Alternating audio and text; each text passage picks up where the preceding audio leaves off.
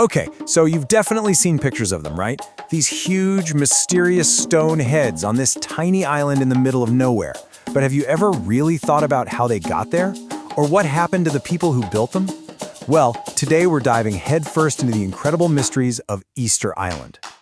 First up, we're tackling a massive engineering puzzle. I mean, how on earth did people move 90-ton statues? We're talking the weight of a blue whale here, all the way across an entire island with no wheels, no cranes, no modern tech. It sounds impossible, right? And then, as if that's not mind-bending enough, we're going to look at the even bigger question. Where did the people who built them go? It's like an entire thriving civilization just vanished. This is a story of amazing genius and, maybe, total disaster. All right, so to get our heads around this, we need to know where we are.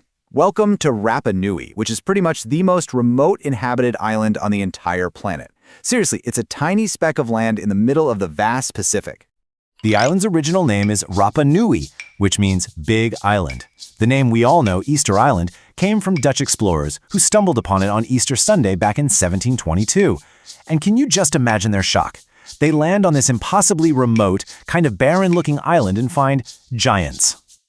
And I mean a lot of giants. The whole island is guarded by almost 900 of these incredible stone statues. They're called moai. They're just standing there, silent, watching the coast, and they are absolutely massive. And this, right here, is where the first mystery really kicks in. Get this. All 887 of them were carved from the rock of a single volcano in one quarry, right in the middle of the island. And then, somehow, they had to be moved from miles across super rugged, hilly land to get to the coast. How? Okay, so how did the statues walk? Unraveling this has been a total obsession for historians and archaeologists for like ever, and it's led to some pretty wild competing theories. Basically, the whole debate comes down to two main camps. Theory 1, the log rollers. The idea is they just chopped down all the island's trees and rolled the statues on logs. Simple. Theory 2 is a little more out there. The walking statues. The idea here is that they used ropes and clever physics to literally walk them into place. Now, the log roller theory seems logical, but it starts to fall apart when you look closer. First off, scientists looked at the kind of palm trees that used to be on the island. Turns out, they were kind of soft and spongy on the inside. They probably would have just been crushed by a 90-ton statue. Plus, the island is super hilly and rocky, not exactly a smooth ride for rolling logs. So, with the log theory looking shaky, researchers found this amazing clue. Not in the dirt, but in the language.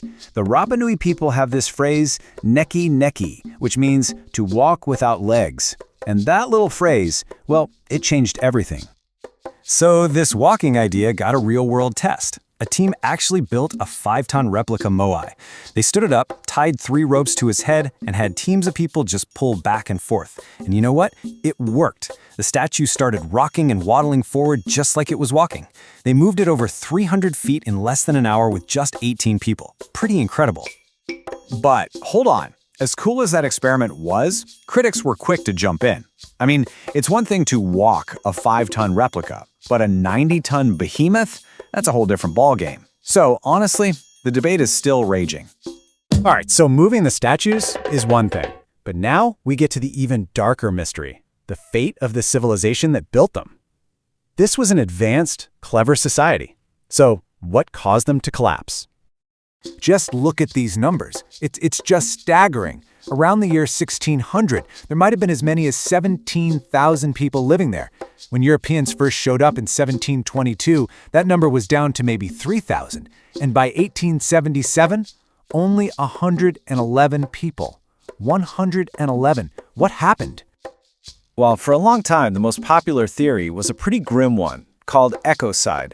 Basically, it's a cautionary tale that says the islanders, obsessed with building bigger and bigger moai, completely destroyed their own paradise to do it. The idea goes like this. They chopped down all their trees, probably for farming, but also to help move those statues. But with no trees, the soil just washed away. They couldn't grow food, they couldn't build canoes to go fishing, so with resources gone, starvation set in, and the society collapsed into chaos and tribal warfare. And there's even some really dark evidence from the old Rapa Nui language that seems to back this up. There's a phrase that supposedly translates to something like, today's lunch is your son. It's a chilling thought that shows just how desperate things might have gotten. It's a really compelling, tragic story, right?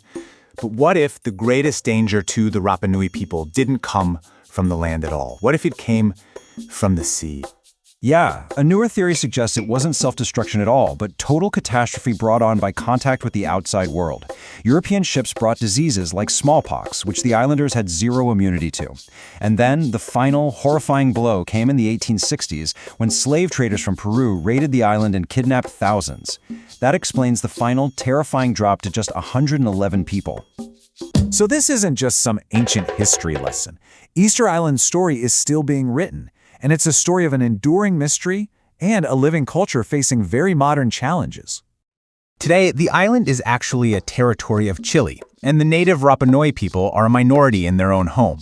There are still independence movements fighting for self-governance. And on top of all that, they're dealing with modern problems, like a recent wildfire that caused heartbreaking, irreparable damage to some of the moa. So, where does that leave us? Did the Rapa Nui destroy their own paradise in an obsessive quest for glory? Or were they the victims of disease and cruelty from the outside world?